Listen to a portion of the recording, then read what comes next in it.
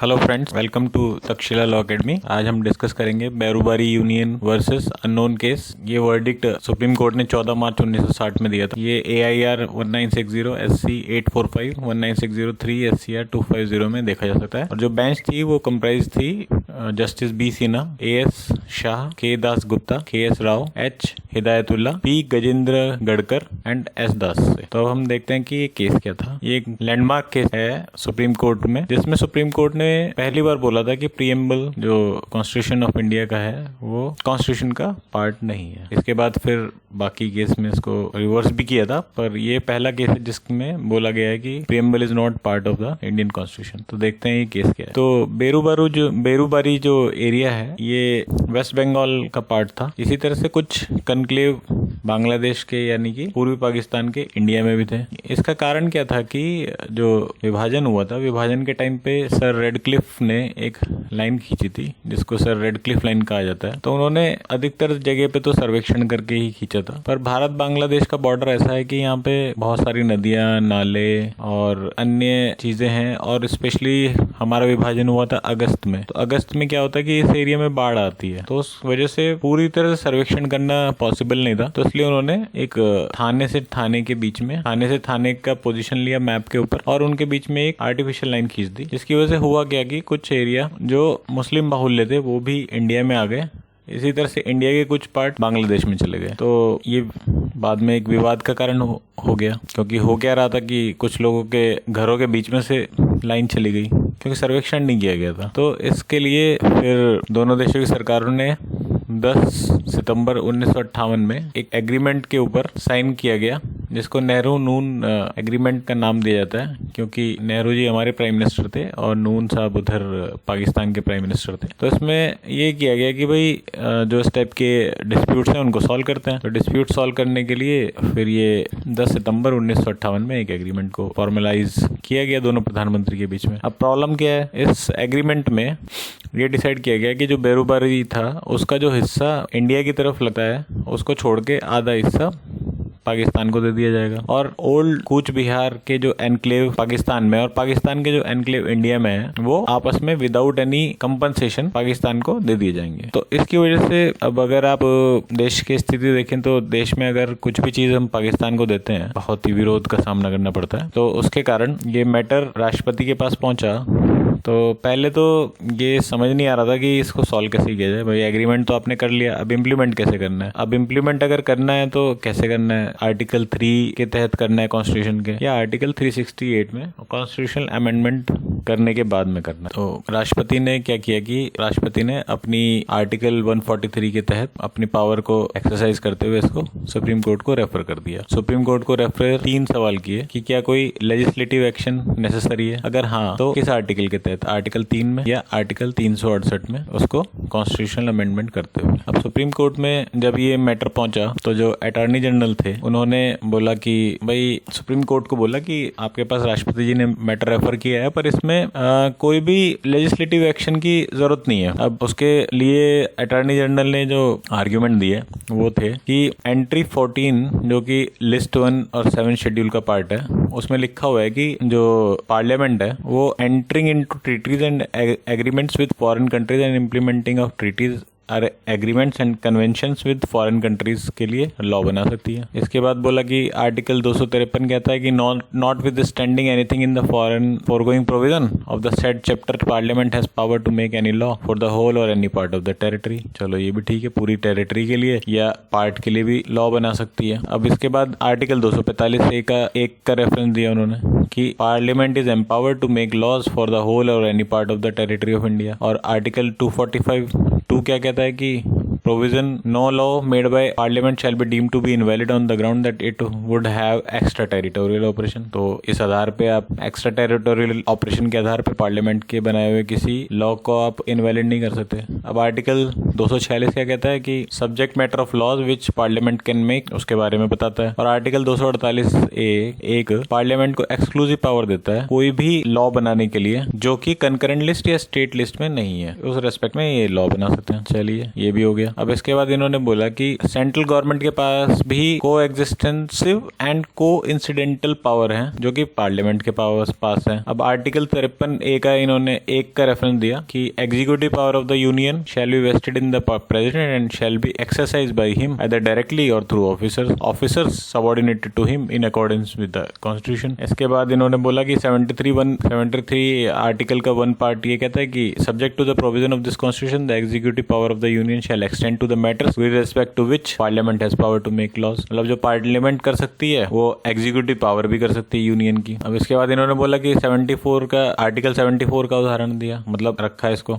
It provides that there shall be a council of minister होगी जिसको प्रधानमंत्री head करेंगे और राष्ट्रपति उनकी सलाह के आधार पर काम करेंगे। अब आर्टिकल 74(2) कहता है कि जो एडवाइस मिनिस्टर ने रखी है प्रेसिडेंट के सामने वो किसी भी कोर्ट में इंक्वायर नहीं करी जाएगी। तो ये सब आर्टिकल्स को रेफरेंस देते हुए इन्होंने बोला कि इसके लिए किसी भी लेजिस्लेटिव पावर एक्शन की कोई जरूरत नहीं है और हमारी जो एग्जीक्यूटिव पावर हमें सेंटर को दी हुई है कॉन्स्टिट्यूशन ऑफ इंडिया ने, उसके तहत ही हम लोग अपना कानून बना के इस एग्रीमेंट को एनफोर्स कर देंगे। अब इसके बाद एक चटर्जी साहब थे, उन्होंने बोला कि भाई पार्लियामेंट के तो पास पावर ही नहीं है अपने किसी भी जो अपना यूनियन ऑफ इंडिया है उसकी टेरिटरी को किसी भी फॉरेन स्टेट को गिव अप करने का तो पावर ही नहीं है। तो कोर्ट ने पूछा भाई क्यों पावर नहीं है यूनियन के पास, तो इन्होंने बोला कि प्रीएम्बल कहती है कि democratic republican form of government in the entire territory of India is beyond the reach of parliament and can not be affected either by the ordinary legislation or even by the constitution amendment. इसके लिए इन्होंने बोला कि हमारी preamble में लिखा हुआ है कि we the people of India having solemnly resolve to constitute India into a sovereign democratic republic. तो अब अगर हम डेमोक्रेटिक रिपब्लिक हैं तो इंडिया का पूरा ज्योग्राफी और टेरिटरी, इसका मतलब है कि पूरी इंडिया की पूरी ज्योग्राफिकली और territorially it must continue to be a democratic and republic. तो अगर ये पूरी टेरिटरी को डेमोक्रेटिकली और रिपब्लिक रहना है तो आप इसको पाकिस्तान को नहीं दे सकते हो। अच्छा, दूसरा इन्होंने बोला कि आर्टिकल 13C सिर्फ ये कहता है कि territory of India shall comprise such other territories as may be acquired, मतलब जो कि हम एक्वायर करेंगे, और it has made no provision for ceding any part of its territory, मतलब अपनी टेरिटरी को किसी और देश को देने का तो इसमें कोई प्रोविजन दिया ही नहीं है। तो इसलिए पार्लियामेंट के पास तो पावर ही नहीं है इसके लिए ये जो हम लोग गिव अप कर रहे हैं अपना राइट्स इन टेरिटरीज पे, तो ये तो पार्लियामेंट के पास पावर ही नहीं है कि किसी भी प्रावधान के तहत तो गिव अप कर सके। अब इस पे सुप्रीम कोर्ट ने क्या बोला कि पहली बात तो preamble is not a part of the constitution. इन्होंने बोला कि अमेरिकन कॉन्स्टिट्यूशन के बारे में जब विली गॉबी ने अपने ऑब्जर्वेशन में बताया है कि अमेरिकन कॉन्स्टिट्यूशन में जो प्रीएम्बल है it has never been regarded as the source of any substantial power conferred on the government of the United States or any of its departments. तो यूनाइटेड स्टेट्स की preamble को व्याख्या करते हुए Willie गॉबी ने बोला है कि भाई ये तो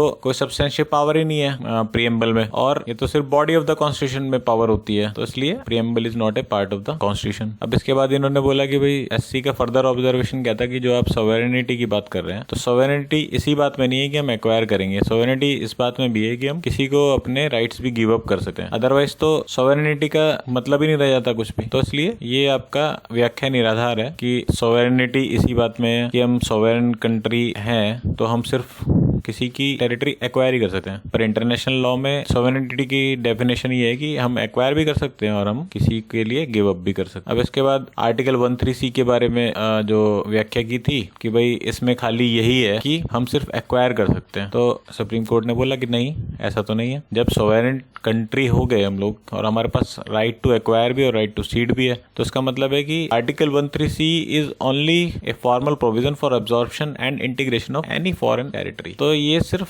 फॉर्मल प्रोविजन है एब्जॉर्प्शन और इंटीग्रेशन का, ये सीडिंग के बारे में नहीं बोल सकता, ये गिव अप करने के बारे में नहीं बोलता। तो ये कहना गलत होगा कि हम आर्टिकल 13C के तहत अपनी टेरिटरी को पाकिस्तान को गिव अप नहीं कर सकते, क्योंकि सुप्रीम कोर्ट का फर्दर ऑब्जर्वेशन क्या था कि आर्टिकल 368 कॉन्स्टिट्यूशन में दिया गया है जिसमें कॉन्स्टिट्यूशन को अमेंड करने की प्रोसीजर दिए गए हैं, और क्योंकि article 1 is part of the constitution तो लॉजिकली इसको भी पार्लियामेंट अमेंड कर सकती है। तो जब अमेंड कर सकती है तो power to cede national territory in favour of foreign state, यानी कि गिव अप करने का राइट भी पार्लियामेंट अमेंड कर सकती है। तो इसलिए आपका ये आर्ग्यूमेंट गलत है कि कॉन्स्टिट्यूशन ऑफ इंडिया के तहत 13C के तहत हम लोग सिर्फ एक्वायर कर सकते हैं और सीड नहीं कर सकते, क्योंकि आर्टिकल 368 प्रोविजन देता है आर्टिकल 1 को मॉडिफाई करने के लिए, आर्टिकल 1 में, जिसमें एक्सटेंट ऑफ इंडिया के बारे में बताया गया है। तो इसलिए चटर्जी साहब का ये आर्ग्यूमेंट नहीं माना गया। अब इसके बाद बात आई कि ये लेजिस्लेटिवली करना है या एग्जीक्यूटिव पावर से करना है। तो सुप्रीम कोर्ट का ऑब्जर्वेशन था कि चूंकि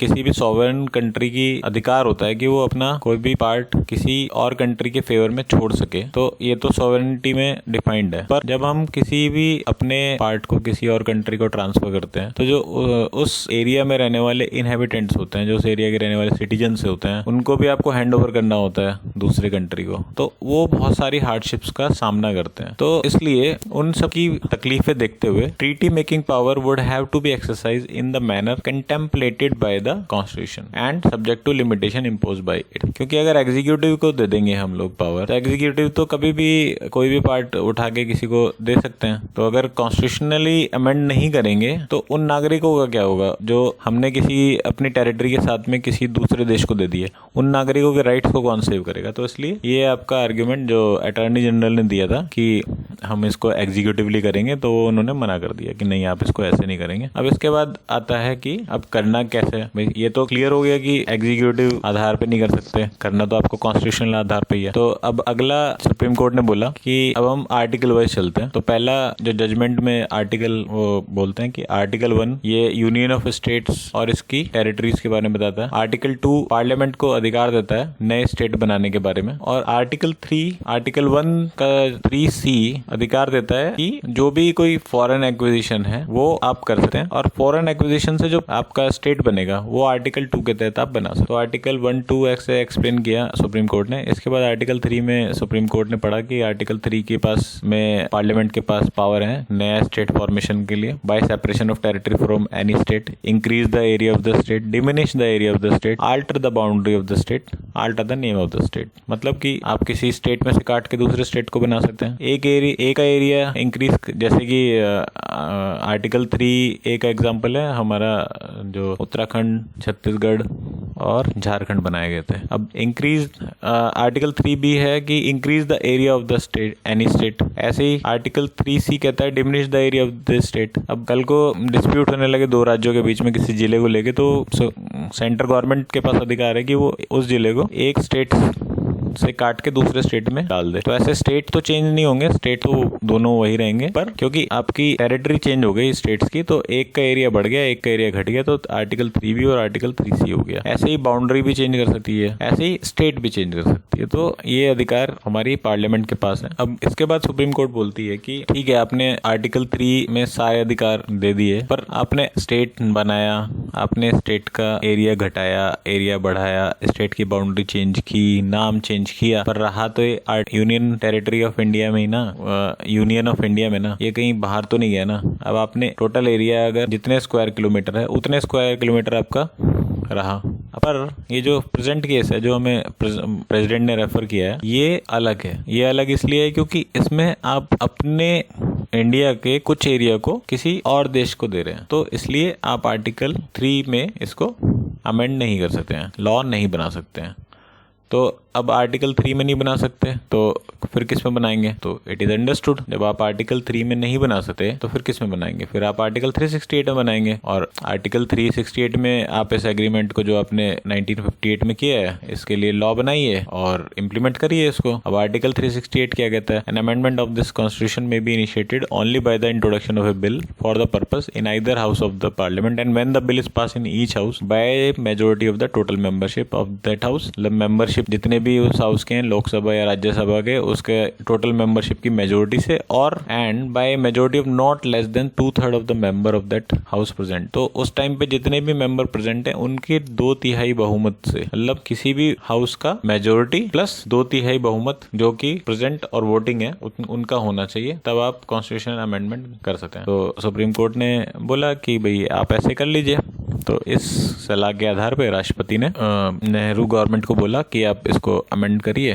तो इसके बाद में अमेंडमेंट 9 आया 1958 के एग्रीमेंट को रेगुलराइज करने के लिए। Thank you.